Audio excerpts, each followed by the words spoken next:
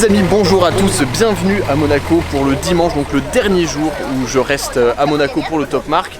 Aujourd'hui on est devant le casino puisque c'est le Cars & Coffee. Et qui dit Cars & Coffee dit de très très belles voitures. Alors là on est sur une partie devant le casino avec des voitures assez anciennes. Derrière là-bas devant l'hôtel de Paris, il y a aussi des grosses voitures, notamment les voitures avec lesquelles on était au rallye hier.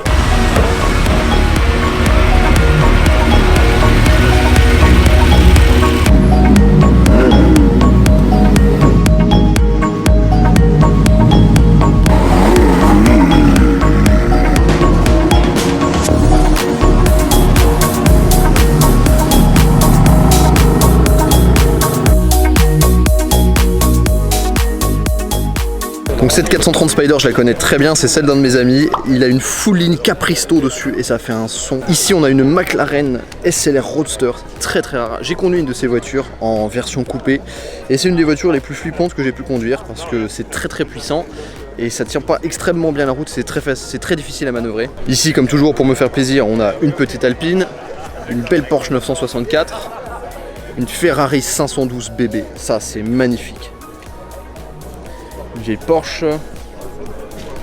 une Camaro, une vieille Mustang, superbe. Alors je suis désolé, ma connaissance des vieilles Mustang n'est pas très développée. Là on arrive au coin des voitures un petit peu plus sérieuses. McLaren Senna, voiture limitée à seulement 800 exemplaires, 800 chevaux. Donc pour tous ceux qui vont me dire dans les commentaires que cette voiture est moche, oui c'est vrai. Mais comme l'a dit McLaren, la fonction avant la forme, c'est une voiture qui est faite pour faire de la piste uniquement.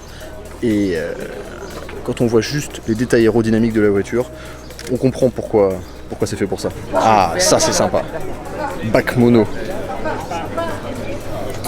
Une voiture uniquement faite pour la piste, une monoplace avec des plaques d'immatriculation, donc une voiture qui est homologuée pour la route. C'est-à-dire que vous pouvez rouler sur la route avec ça. Vous imaginez un peu, une voiture monoplace comme ça, c'est juste énorme. Alors ici on a une Lotus 311, j'adore cette voiture, c'est la barquette de Lotus. Celle-ci elle est préparée, elle fait presque 500 chevaux, 470 à peu près. Il y a un peu intérieur complètement vidé, une boîte de vitesse, des sièges, un pédalier et un volant, c'est tout ce qu'on a besoin. Il n'y a même pas de pare-brise. C'est vraiment une voiture qui est faite pour la piste, j'adore, c'est tellement cool. Donc c'est dans la même catégorie que les Catera, Marielle Atom, Donkervoort, etc. J'adore, c'est tellement cool. Il faut savoir que là, l'intégralité de la carrosserie de la voiture est en carbone, donc c'est du carbone peint. C'est tellement beau. 500 chevaux là-dedans presque. Juste en dessous, 470 et quelques. Je me rappelle plus du chiffre exact, mais ça doit envoyer. Ferrari 355 GTS. Donc GTS, c'est la version Targa plus ou moins. Noir sur noir, boîte mécanique. Une voiture de goût. Ensuite Aston Martin Vanquish Volante, AMG GTR, on va dire S6 à Monaco, on en voit comme des Clio à Nantes, hein. Aston Martin DB11. À la base, je suis vraiment pas fan de la DB11, mais plus je la vois, plus je la trouve élégante. Elle a une classe cette voiture qui est vraiment impressionnante. Alors je vous parlais juste avant de la Lotus 311. Ici, on a une Donkervoort. Alors ça, c'est une marque. Est-ce que c'est suédois? Je sais même plus. En fait, c'est des voitures complètement vidées, des espèces de gros karts avec des moteurs Audi. Donc celle-ci, c'est une D8 GTO. Donc il me semble, je me rappelle plus des chiffres exacts, mais que c'est un 5 cylindres Audi turbo qui fait environ 400 chevaux, je crois. Et donc c'est une voiture, vous êtes assis par terre avec le moteur à l'avant. Et vous voyez ici, boîte méca. Les sièges, donc c'est des sièges en carbone. J'adore ce petit détail du montant de l'appui-tête qui est juste une petite tige en carbone comme ça, et on peut voir sur le tableau de bord, ça fait comme un tableau de bord d'avion finalement, un peu comme une Caterham.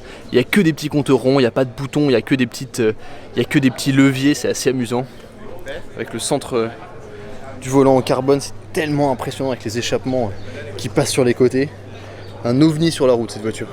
Ici on a encore une superbe DB11, Porsche 97 4S, Alpine.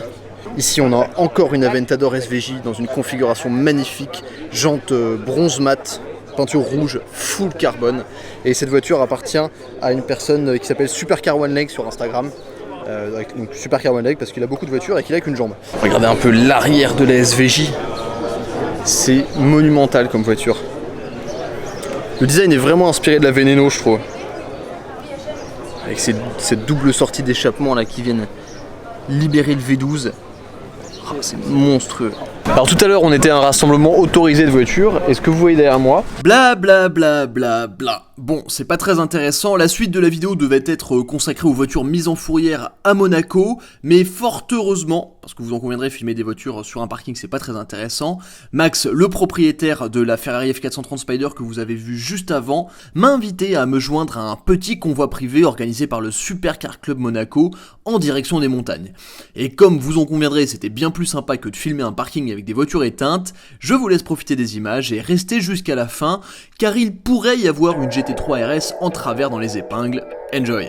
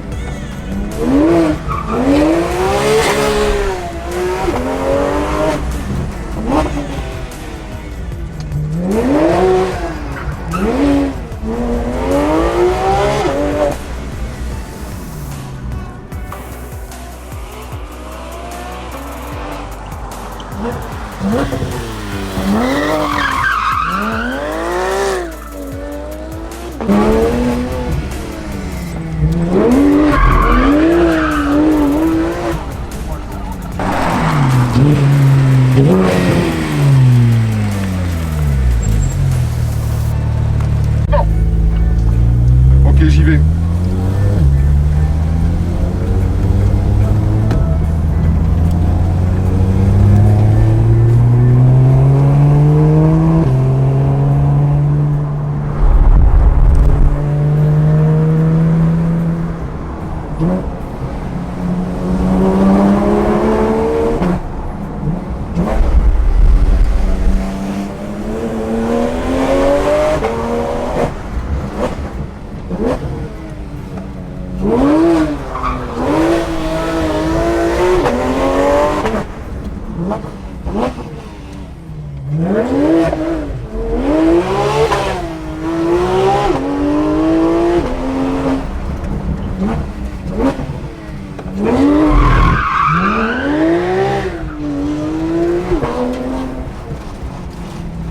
Bon alors j'ai pas beaucoup parlé dans cette vidéo, mais comme c'était le dernier jour et notre dernière balade à Monaco, j'ai voulu essayer d'en profiter au maximum et je me suis dit quand même que je pourrais vous faire quelques images. J'espère que ça vous a fait plaisir, j'espère que vous avez aimé la vidéo et surtout j'espère que cette série de 3 vidéos de ce road trip à Monaco vous a plu.